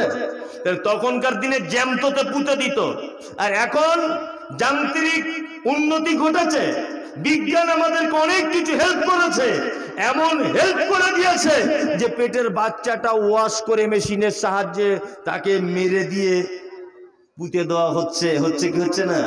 কিছুদিন আগে কলকাতার কোন এক জায়গায় নর্দমার সাইটে অনেক মহিলা শিশুদেরকে এই বাচ্চারা কাগজ কুড়াতে গিয়ে পেয়েছিল অনেকগুলি বাচ্চা। পেপার পত্র পত্রিকা দেখেছিলেন? দেখেছিলেন এটা? আল্লাহু আকবার, কি জামানা চলছে শুনুন। আল্লাহর নবী জনাবে রাসূলুল্লাহ সাল্লাল্লাহু আলাইহি ওয়াসাল্লামের কোরআনের একটি আয়াত আপনাদেরকে শোনাই। আল্লাহ নবী সাল্লাল্লাহু আলাইহি ওয়াসাল্লাম একদা মসজিদের ভিতরে কোরআন মাজিদের এই আয়াত তেলাওয়াত করলেন। কি করলেন? ওয়া ইদাল মাউউদাতু সুইলাত বিআইয়ি যামবিন কুতিলাত। এই রুজির ভয়ে, বিপদে পড়ে যাবার ভয়ে তোমরা তোমাদের কন্যা সন্তানগুলিকে হত্যা করে দিও না। এই আয়াতটা যখনই বললেন, বক্তব্য সবকিছু যদি ভুলে যান, অন্তত পক্ষে আপনার কাছে বিনীত অনুরোধ যে আপনি এই হাদিসের অংশটা শুনে তবে বাড়ি চলে যান, আপনার জীবনে অনেক কাজ হবে। কি অংশ? যখন আল্লাহ নবী সাল্লাল্লাহু আলাইহি ওয়াসাল্লাম বলছেন ওয়াইদাল মাউউদাতু সুইলাত বিআইয়ি যামবিন কুতিলাত, তোমরা তোমাদের কন্যা সন্তানগুলিকে তোমরা রুজির ভয়ে, আত্মসম্মানের ভয়ে হত্যা করে দিও না। এই কথাটা মসজিদের ভিতরে যখন তিনি বললেন, তখন বাহির থেকে, মাঝখান থেকে হাউ হাউ করে কান্নার একটা আওয়াজ চলে এসেছে। একজনা কেউ কাঁদছেন। তা আল্লাহ নবী সাল্লাল্লাহু আলাইহি ওয়াসাল্লাম লোকটির কাছে গেলেন, যাওয়ার পরে বলছেন, কি হলো, কাঁদো কেন, কিসের কারণে কাঁদছো? তখন লোকটি বলছেন, আল্লাহর নবী আপনি এখন যে কথাটা বললেন যে কন্যা সন্তানগুলিকে হত্যা করে দিও না, আমি ঈমান আনার আগে এইরকম একটা মারাত্মক পাপ করেছি, যে পাপ আমি জীবনে কোনোদিন মুখে আর প্রকাশ করতে পারবো না। এত কঠিন, এত জঘন্যতম পাপ। আল্লাহু আকবার। দাহিয়াতুল কলবি সাহাবীর নাম, দাহিয়াতুল কলবি। এই সাহাবীটি বলছেন, আল্লাহর নবী আমি এত বড় পাপ করেছি যে পাপ আমি আর বলতে পারবো না। বিশ্ব নবী তিনি বললেন, বলো বলো কি পাপ? দাহিয়াতুল কলবি বলছেন, ইয়া রাসূলুল্লাহ আমি একজন ব্যবসায়ী, তখন মোবাইল ছিল না, আমি ব্যবসা করতে বাইরে চলে যাই।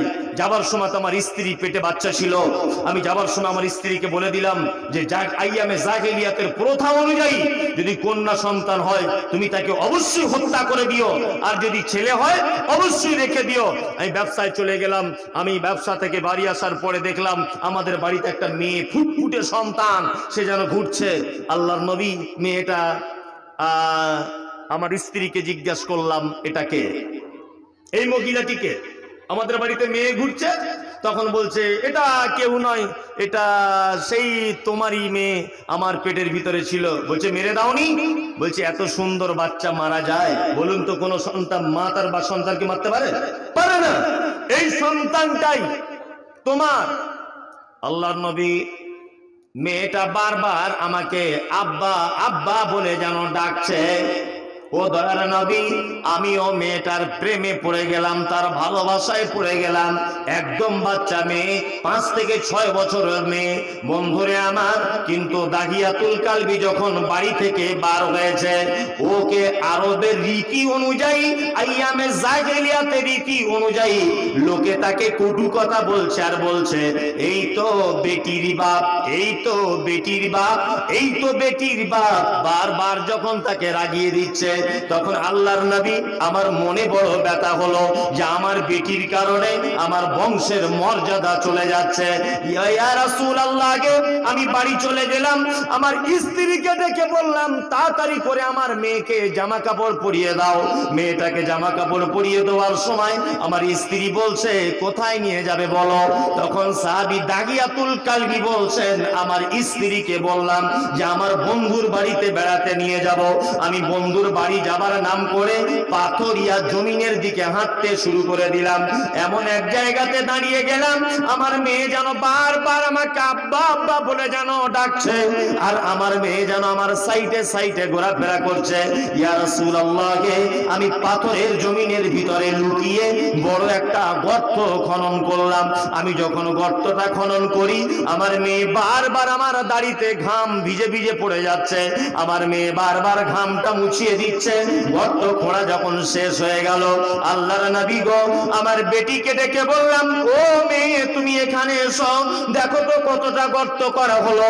গর্তটা যখনই দেখতে গেল, ও দয়ার নবী আমি পিছন দিক দিয়ে লাথি মেরে তাকে গর্তের ভিতরে ফেলে দিলাম। মেয়েটা আব্বা আব্বা বলে চিৎকার মারছে। আল্লাহর নবী আমার মনে দয়া হলো না, আমি পাথর নিয়ে মাটি নিয়ে গর্তের ভিতরে দিয়ে জীবিত মেয়েটাকে কবর দিয়ে চলে এলাম। ও দয়ার নবী গো, সেই যে আমার মেয়ের আব্বা আব্বা আব্বা বলে ডাকটা আজও পর্যন্ত ভুলতে পারি নাই। আল্লাহর নবী আমার কি এই পাপ ক্ষমা করে দেওয়া হবে? বিশ্ব নবী বলছেন দাগিয়াতুল কালবি শোনো, অবশ্যই ক্ষমা করা হবে, কারণ তুমি ঈমানের আগে করেছো, এই কারণে আল্লাহ তোমাকে ক্ষমা করে দিবে। যেটা আপনাকে বোঝাতে চাইলাম যে 1400 বছর আগে কন্যা সন্তানদেরকে হত্যা করা হতো, এখনো হচ্ছে হচ্ছে না, শুধু পদ্ধতি চেঞ্জ। তাহলে মেয়ে হিসাবে আপনার এটা মর্যাদা। এবার আপনাকে বলি স্ত্রী হিসাবে কত মর্যাদা পেয়েছে নারীরা। আচ্ছা বলুন তো, একটা পুরুষ মানুষ আল্লাহর নিকটে কখন কার সার্টিফিকেটে ভালো পুরুষ বলে আল্লাহর নিকটে 100 নাম্বার পাবে বলুন তো? কার সার্টিফিকেটে জানা আছে? আমি আপনাকে বলছি এই ছেলেটা খুব ভালো, হেড মাওলানা বলছে ভালো, ও আল্লাহর কাছে কি আদৌ ভালো? গ্যারান্টি আছে? গ্যারান্টি নাই। কিন্তু বিশ্ব নবীর ভাষা শুনুন, আল্লাহর নবী তিনি বলছেন, কি বলছেন? ওই পুরুষ মানুষ আল্লাহর নিকটে সব থেকে প্রিয় যে পুরুষ মানুষ তার স্ত্রীর কাছে প্রিয়। আর আমি মুহাম্মদ সাল্লাল্লাহু আলাইহি ওয়াসাল্লাম, আমি আমার স্ত্রীদের কাছে উত্তম স্বামী। তার মানে আপনার স্ত্রীর সার্টিফিকেট দিতে হবে আপনি কত ভালো লোক। কি বলছি বুঝতে পারছেন না? এটা একটা স্ত্রী হিসেবে মর্যাদা হলো। মা, মায়ের তো বিকল্প নেই, এটা আর বলা লাগবে? মায়ের বিকল্প আছে? এটা তার বিকল্পই নেই। মায়ের এত মর্যাদা, এত মর্যাদা। আল্লাহ নবী সাল্লাল্লাহু আলাইহি ওয়াসাল্লাম মর্যাদা দিতে দিতে বলছেন এই জায়গাটায় দেখো, তোমার জান্নাত তোমার মায়ের এই জায়গাটায়। কি আশ্চর্য ব্যাপার নয়? আমরা ছোট থেকে শুনেছি পিতা মাতার পায়ের তলায় জান্নাত, শুনেছি না? না, এই কথা একদমই নয়। মায়ের পায়ের তলায় জান্নাত, পুরুষ মানুষের পায়ের তলায় জান্নাত নেই। অনেক সময় মায়েদেরকে এটা বলা হয়, বেশি ফটর ফটর করবি না, জান্নাত পাবি না, স্বামীর পায়ের তলায় জান্নাত। বুঝলেন না? পুরুষ মানুষ ওদেরকে বলে না, বেশি ফটর ফটর করবি না, আমি যাই করি করবো, আমার পায়ের তলায় তোর জান্নাত। আমি মায়েদেরকে বলে দিয়ে যাচ্ছি স্বামীর পায়ের তলায় জান্নাত নেই, একদমই নেই। এটা একদমই মিথ্যা কথা। আল্লাহ নবী সাল্লাল্লাহু আলাইহি ওয়াসাল্লাম এই কথা বলেছেন। কি বলেছেন? যে আমি যদি সাজদা করার যদি কাউকে আদেশ দিতাম, তাহলে মহিলাদেরকে সাজদা করার আদেশ দিতাম তার স্বামীকে। কিন্তু আল্লাহ নবী এটা দেননি। মা হিসাবে ওদের মর্যাদা অনেক নয়? অনেক। এইবার আপনাকে একটা কথা আবার চূড়ান্ত পর্যায়ের বলে দিচ্ছি। আচ্ছা, পৃথিবীতে এরকম কোন হাদিস আপনার জানা আছে যে আল্লাহ নবী খাস করে বলেছে পুরুষ মানুষ যদি 2টা কাজ করে জান্নাত চলে যাবে, বা 4টে কাজ করে জান্নাত চলে যাবে? এরকম কোন হাদিস জানা আছে? জানা নাই তো? চলুন, আল্লাহ নবী সাল্লাল্লাহু আলাইহি ওয়াসাল্লাম ওদের কথা সম্মান দিয়েছেন। আল্লাহ নবী বলছেন, কি বলছেন? একজন মহিলা যদি 4টে কাজ করে, কটা কাজ? 4টা, ও জান্নাত চলে যাবে। শুধু জান্নাতে যাবে না, বলছে জান্নাতের যে কোনো দরজা দিয়ে গেট দিয়ে ঢুকে যাবে। আল্লাহু আকবার। 4টে কাজ, ওদের মর্যাদাটা দেখুন। এক, আল্লাহ নবী বলছেন, এটা বাড়িতে গিয়ে আপনার স্ত্রীকে বলে দেবেন, ইনশাআল্লাহ বলে দেবেন তো? হ্যাঁ, এই বলুন ইনশাআল্লাহ বলে দেবেন তো? তাহলে বলবো হাদিসটা বলে দিই। এক, আল মারাতু ইজা সাল্লাত খামসাহা ওয়া সামাত শাহরাহা ওয়া আতাআত বালাহা ওয়া আহসানাত ফারজাহা ফাতাদখুল মিন আই আবওয়াবিল জান্নাতি সাআতুন। নবীজি বলেছেন, ও পৃথিবীর যত নারীরা আছো শুনে রেখে দাও, 4টে কাজ যদি করবে তাহলে জান্নাত চলে যাবে। শুধু জান্নাতে যাবে না, জান্নাতের যে কোনো দরজা দিয়ে ঢুকে যাবে। তার মধ্যে 1 নম্বরের কাজ হলো আল মারাতু ইজা সাল্লাত খামসাহা, একজন নারী 5 ওয়াক্তে নামাজ পড়বে। কতদিন পড়বে? 1 মাসের মধ্যে কেউ পড়বে 23 দিন, কেউ পড়বে 25 দিন, কেউ পড়বে 27 দিন। বাকি দিনগুলো নামাজ পড়া লাগবে না, আল্লাহ তাদেরকে ছুট দিয়ে দিয়েছে। রোজা যদি হয় কাজা করে দিতে হবে, কোনো অসুবিধা নাই, অন্য সময়তে করবে। দ্বিতীয় নম্বরে বলেছেন ওয়াসামাত শাহরাহা, 1 মাস রোজা রাখবে একজন নারী। ওয়া আতাআত বালাহা, আর স্বামীর সেবা করবে। 3 নম্বরে স্বামীর সেবা করবে। আপনাদের এখানে মেয়েরা করে তো? আপনাদের সেবা করছে? করছে তো? আলহামদুলিল্লাহ। ওই এবার একজন হাত তুলে এরকম করছে, মানে খুব বিপদে আছে বেচারা, খুব বিপদে আছে। মৌলানা বলছে হ্যাঁ করছে, ওই একজন কোনায় বসে এরকম করছে, মানে ও খুব বেচারা টেনশনে আছে। দেখ জলসার পরে কমিটির লোক ওনার বাড়িকে একটু মিটিয়ে দিয়ে আসার চেষ্টা করি। আহা, স্বামী স্ত্রী প্রেম, ভালোবাসা, মোহাব্বত আছে? নাই, একদমই নাই। কেন নাই? এই দেখুন, বিশ্ব নবী জনাবে রাসূলুল্লাহ সাল্লাল্লাহু আলাইহি ওয়াসাল্লামের বিবি আম্মা জান আয়েশা সিদ্দিকা রাদিয়াল্লাহু তাআলা আনহা, কেমন ভালোবাসা, কেমন প্রেম ছিল। একটা হাদিস আপনাকে বলি। আম্মা জান আয়েশা বলছেন, যে গেলাসে আমি পানি পান করিতাম, পান করা বয়ে গেলে নবীকে দিতাম। দেখিতাম আমি অগ নিজে নয়নেতে, ওখানে মুখ লাগাইয়া নবী পান করিতেন। গোস্ত খেয়ে হাড্ডি গুলো ফেলিয়া দিতাম, চুষে চুষে খেত নবী চোখেতে দেখিতাম। আম্মা জান আয়েশা আর আল্লাহ নবীর এত প্রেম ছিল, এত ভালোবাসা ছিল।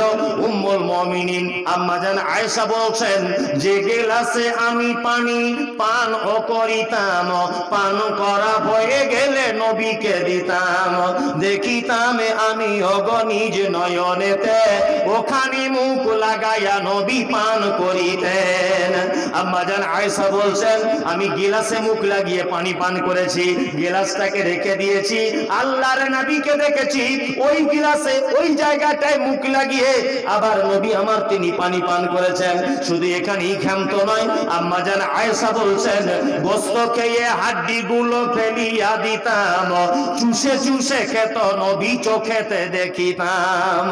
আম্মা জান আয়েশা বলছেন, আল্লাহ নবীকে দেখেছি, গোস্ত গুলো খেয়ে আমি যখন দস্তরখানের উপরে হাড্ডিটা ফেলে দিয়েছি, আল্লাহ নবীকে দেখেছি আবার ওই হাড্ডিটা মুখের ভিতরে দিয়ে রস বাহার করে করে খেতেন।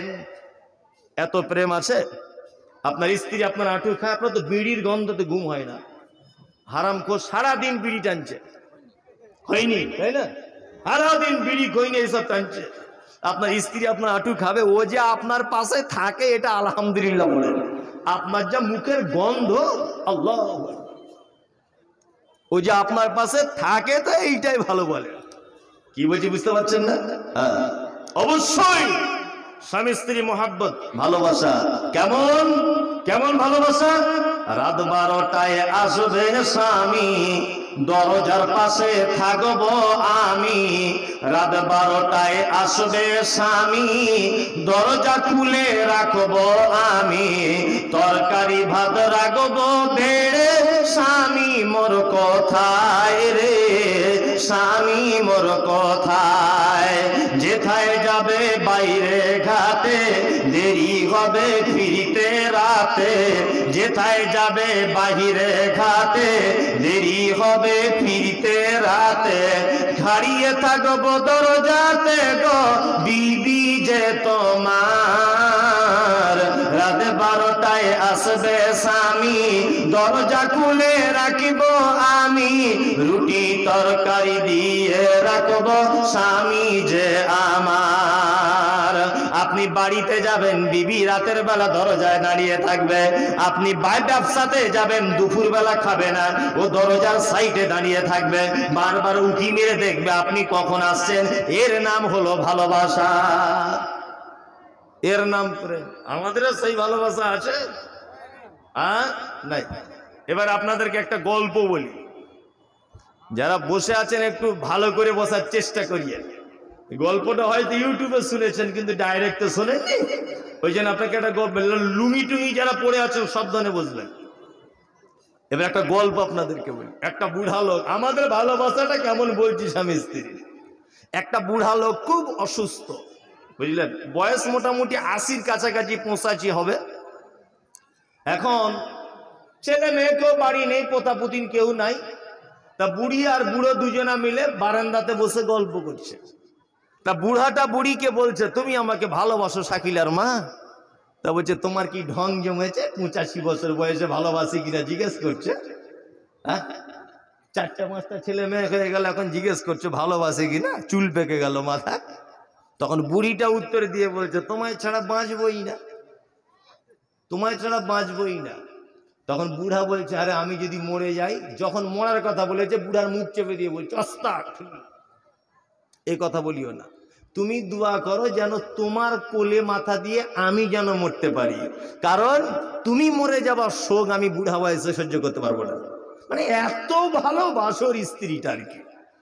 লোকটার দমের কষ্ট, দমের কষ্ট বুঝেন তো, নিঃশ্বাসে দমের কষ্ট হয়, শ্বাসকষ্ট রোগ আছে। তা ওই লোকটা আর কি, ওই লোকটার শ্বাসকষ্ট খুব বেশি। তার রাতের বেলা মশারি ভিতরে শুবে, তো শোবার আগে ওর স্ত্রীকে বলছে, শাকিলার মা, আজকে রাতে যা দমের কষ্ট বেড়েছে, মনে হয় আজরাইল চলে আসতে পারে আজকে। কি বলছি বুঝতে পারছেন না? আর স্ত্রী বলছে, আস্তাগফিরুল্লাহ, এইসব কথা বলিও না তো, আজে বাজে কথা। স্বামী স্ত্রী দুজনাতে মশারির ভিতরে শুয়ে আছে, দুজনেই ঘুমিয়ে গেছে। এখন ওদের বাড়িতে একটা এঁড়ে গরু ছিল, এঁড়ে গেড়ি বুঝেন, নাঙল টাগল লাগায় যেগুলো, এঁড়ে গরু। এই এঁড়ে গরু গোয়াল ঘরে ছিল বাঁধা। এখন গোয়াল ঘর থেকে কোন রকমের দড়িটা ছিঁড়ে গেছে। এখন গরু গোয়াল ঘর থেকে বাইরে বার হয়েছে। খোল বুঝেন তো, গরুকে খোল খেতে দেয়, ওই খোল এখন বালতিতে বা হাঁড়িতে রাখা ছিল। এখন গরু ওই খোল খেতে গিয়ে বালতিতে মুখ ঢোকাতে গিয়ে ওর শিঙে বালতিটা লেগে গেছে। ও আর চোখে কিছু দেখতে পাচ্ছে না গরুটা, গরুটা গিয়ে দিয়ালে ধস করে মেরে দিয়েছে। এখন বুড়োর ঘুম ভেঙে গেছে, বুঝলেন না? এখন বুড়ো মশারিটা এরকম খুলে দেখছে, তাহলে আমাদের শেঁড়ে গরুটা, তো পুরুষ মানুষ ব্যাপারটা বুঝতে পেরেছে। ও চুপচাপ মানে আবার শুয়ে পড়েছে। এখন একটু পরে যখন আবার একটা দেওয়ালে গিয়ে মেরেছে, তখন বুড়িটা ঘুম ভেঙে গেছে। বুড়ি তখন মনে মনে ভাবছে, মশারিটা খুলে এরকম করে দেখে বলছে, বাবা এইরকম প্রাণী তো জীবনে দেখিনি। গরুর যদি শিঙে মশারিতে বালতি যদি লেগে যায়, এরকম প্রাণী কেউ দেখেছে রাতে? ও তখন মনে মনে ভাবছে, তাহলে সে বলছিল আজরাইল আসবে, তাহলে মনে হয় সেইটাই এসেছে, মনে মনে ভাবছে। এখন ভালো, গরুটা এখন বদমাইশি করে না, আনমনে আর কি, নিজ খেয়ালে আস্তে আস্তে মশারির দিকে আসছে। তখন বুড়ি মশারি থেকে বার হয়ে বাহিরে বার হয়ে বলছে, আমার দিকে কেন আসছিস? বুড়োটার দিকে যা, ও অসুস্থ, ওর দিকে যা, আমার দিকে আসছিস কেন? এখন বুড়ো রাতের বেলা সব দেখেছে। সকালবেলা উঠে বলছে, খাদিজার মা কত ভালোবাসো বলো? বলছে, তোমায় ছাড়া তো বাঁচবো না। বলছে, তুমি সব ঢপের চপ আর দিও না, রাতের বেলায় এড়ে গরু দেখে যদি আমার দিকে তাড়িয়ে দাও, তাহলে আজরাইল চলে এলে কি করবে বলো? এড়ে গরু দেখে যদি আমার দিকে তাড়িয়ে দাও, তা আজরাইল এলে কি করবে? আমাদের ভালোবাসাটা ঠিক কি অনেকটাই এইরকম, তাই না? অথচ আমাদের আয়েশা কি বলছেন, যে আল্লাহর নবী গোস্ত খেয়ে আমি ফেলে দিয়েছি, আল্লাহর নবীকে দেখেছি যে ওই জায়গাটায় মুখ লাগিয়ে পানি পান করেছেন, আবার গোস্তের হাড্ডিটা চিবাচ্ছিলেন। আশ্চর্য ব্যাপার। স্বামী স্ত্রী ভালোবাসা। তিন, ও আহসানাত ফারজাহা, নবীজি বলেছেন নারী পর্দা করবে, জান্নাত চলে যাবে। কি করতে হবে?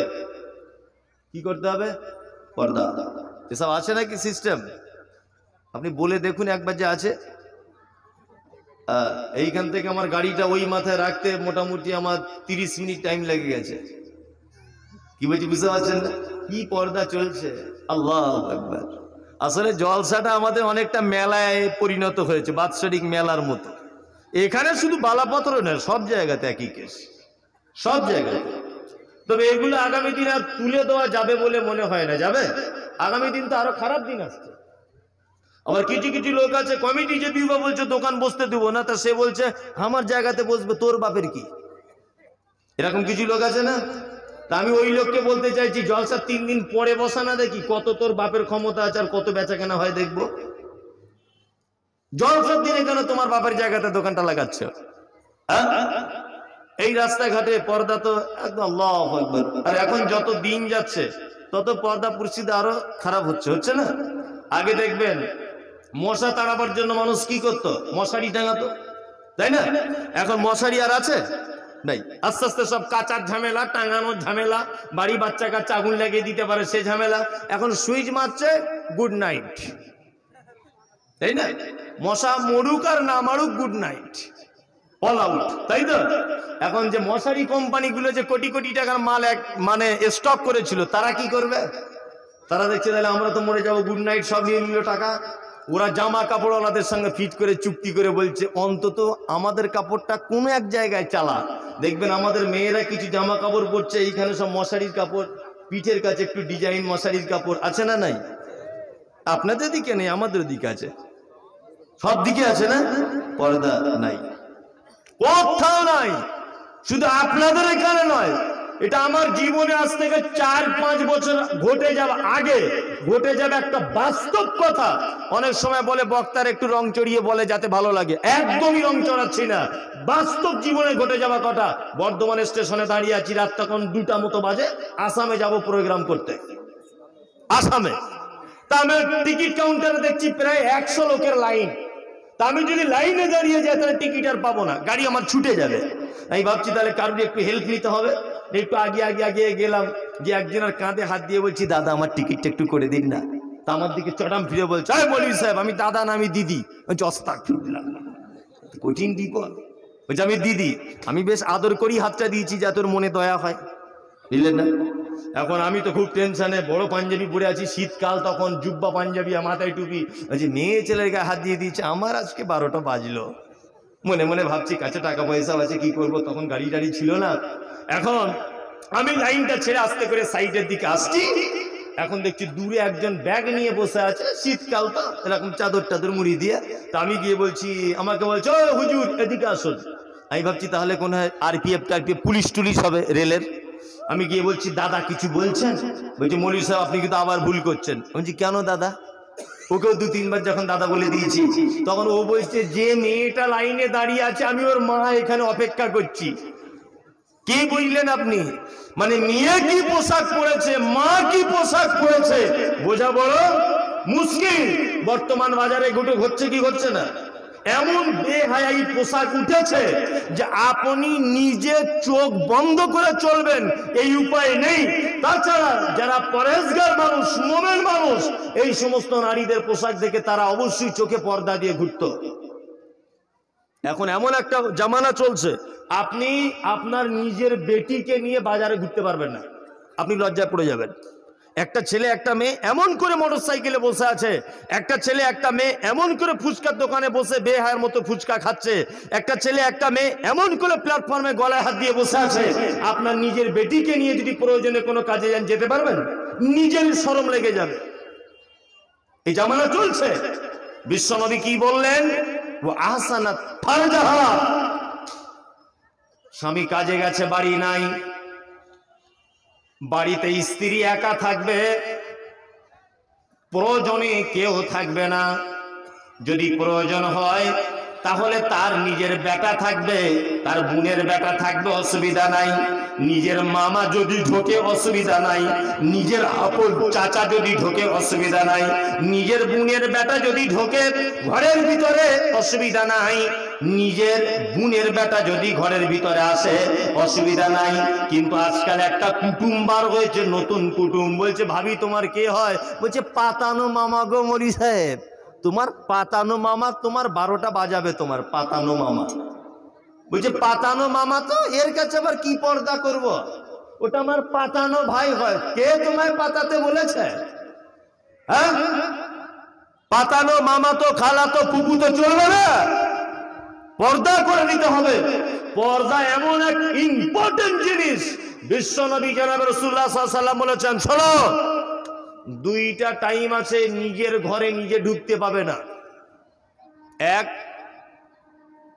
ঈশার নামাজের পরে আপনার আব্বা মা যে ঘরে শুয়ে থাকে ও ঘরে ঢুকতে পাবেন না বিনা পারমিশনে।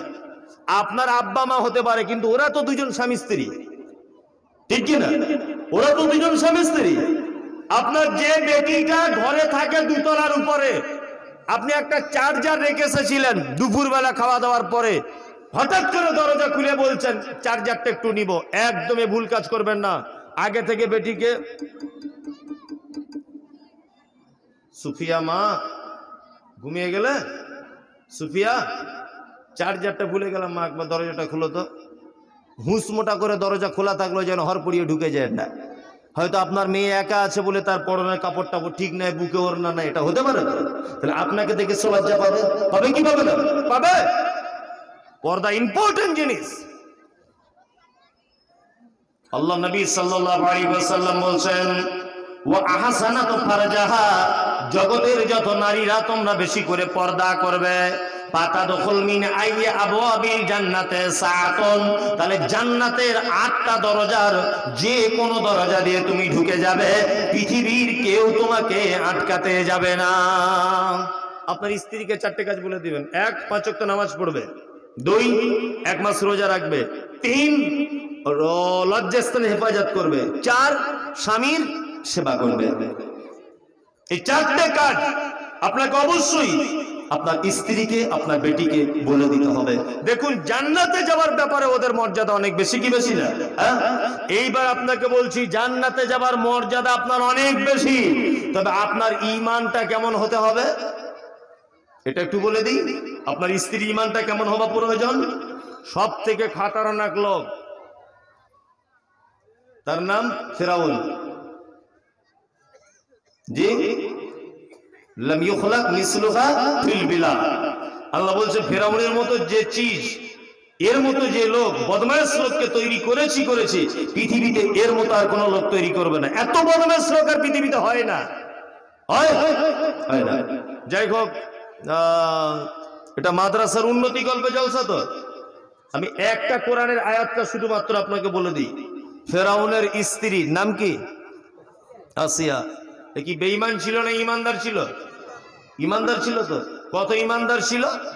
এই দেখুন, কোরআন সে কথা বলছেন কি, ফেরাউনকে বলা হয় লৌহ শলাকাধারী। লৌহ শলাকাধারী মানে মানুষকে কাঠের উপরে শুইয়ে দিয়ে হাতে পায়ে পেরেক মেরে সাজা দিত, ওকে আল্লাহ বলে যদি না মানত। এত কঠিন ছিলেন। যখন নিজেকে বলছে যে আল্লাহ আমি, সবাই মেনে নিচ্ছে, কিন্তু নিজের স্ত্রী মানছে না। তার নাম আসিয়া। আসিয়াকে যখন ওই রকম কাঠের উপরে শুয়ে তার হাতে পায়ে যখন পেরেক মেরে দেওয়া হলো, পবিত্র আল কোরআন বলছে, জানাবাল্লাহু মাসালাল লিল্লাযিনা আমানু ইমরাআতা ফিরাউন ইয ক্বালাত রাব্বি বিলি ইনদাকা বাইতান ফিল জান্নাতি ওয়া নাজ্জিনি মিন ফিরাউনা ওয়া আমালিহি ওয়া নাজ্জিনি মিনাল কওমিজ জালিমিন। ফেরাউনের স্ত্রী হাতে তার পেরেক মারা, পায়ে তার পেরেক ঢোকানো, আল্লাহর দিকে ফিরে বলছেন, জারাবাল্লাহু মাসালাল লিল্লাযিনা আমানু ইমরাআতা ফিরাউন। আল্লাহ বলছে পৃথিবীর যত নারীরা শুনে রেখে দাও, ফেরাউনের স্ত্রীকে আমি দৃষ্টান্ত স্বরূপ পেশ করে দিলাম। কেমন দৃষ্টান্ত? ফেরাউন যখন তাকে ওই কাঠের উপরে শুইয়ে দিল, কাঠের উপরে শুইয়ে আমার দিকে মুখ করে বলছে, রব্বি বিলি ইনদাকা বাইতান ফিল জান্নাতে, আল্লাহ নিশ্চয়ই তুমি আমার এই দৃশ্য দেখতে পাচ্ছ, নিশ্চয়ই তুমি আমার এই খবর রেখেছ আমি আজ কঠিন বিপদে রয়েছি। তোমার কাছে আমি একটাই জিনিস চাই প্রভু, সেটা হলো এই, আমার জন্য জান্নাতে একটা ছোট্ট ঘর বানিয়ে দাও। ওয়ানাজ্জিনি মিনাল কওমিজ জালিমিন। আল্লাহ গো, এই ফেরাউনের অত্যাচার থেকে, এই জালেমের অত্যাচার থেকে, এই জাতির অত্যাচার থেকে তুমি আমাকে দয়া করে একটু পরিত্রাণ দিয়ে দাও। কেমন ঈমান দেখুরে দে। আপনার স্ত্রীর, বর্তমান মহিলাদের এই ঈমান আছে নাই? যাই হোক, শীতের রাত্রি মাদ্রাসার আদায়ের জলসা। এখন ঘটনা হচ্ছে, আদায় নিশ্চয় হয়ে গেছে, হয়নি? আদায় অনেক হয়ে গেছে। জলসার আগেও গ্রামে আদায় করে নিয়েছে মানুষ, করে নিয়েছে না? করে নিয়েছে। আবার আজকেও আদায় হয়েছে, সালাফি সাহেব উনিও করেছেন। আপনাকে একটা লাস্ট মা হিসাবে একজন নারীর কত মর্যাদা, কোরআনের একটা আয়াত আপনাদের সামনে বলছি। সূরা বাকারাতে আল্লাহ সুবহানাহু ওয়া তাআলা বলছেন, কি বলছেন? ইয়াসআলুনাকা মাযা ইনফিকুন কুল মা আনফাকতুম মিন খাইরিন ফালিল ওয়ালিদাইন ওয়াল আকরাবিন ওয়াল ইয়াতামা ওয়াল মাসাকিন ওয়া বনিস সাবিল ওয়া মা তাফআলু মিন খাইরিন ফাইন্নাল্লাহা বিহি আলিম। কোরআন বলছে পৃথিবীতে সবথেকে উত্তম দান তোমরা যেটা করো, আল্লাহ কোরআন বলছে তার মধ্যে উত্তম দান হলো তুমি তোমার আব্বা মায়ের জন্য যেটা খরচা করো, এর থেকে উত্তম আর কোনো দান নেই। দান আছে? নাই। আপনারা এটা মাদ্রাসার উন্নতি কল্পে জলসা, অন্তত পক্ষে 10-20 জন মানুষ, আমি বেশি টাকা চাইবো না, অন্তত যদি 1000 করে টাকাও যদি দেন আপনার আব্বা মায়ের জন্য, তাহলে মেহেরবানি করে একটু আসুন, নামটা এখানে লেখা। অবশ্যই দেন, অন্তত 1-2 হাজার টাকা করে দেন।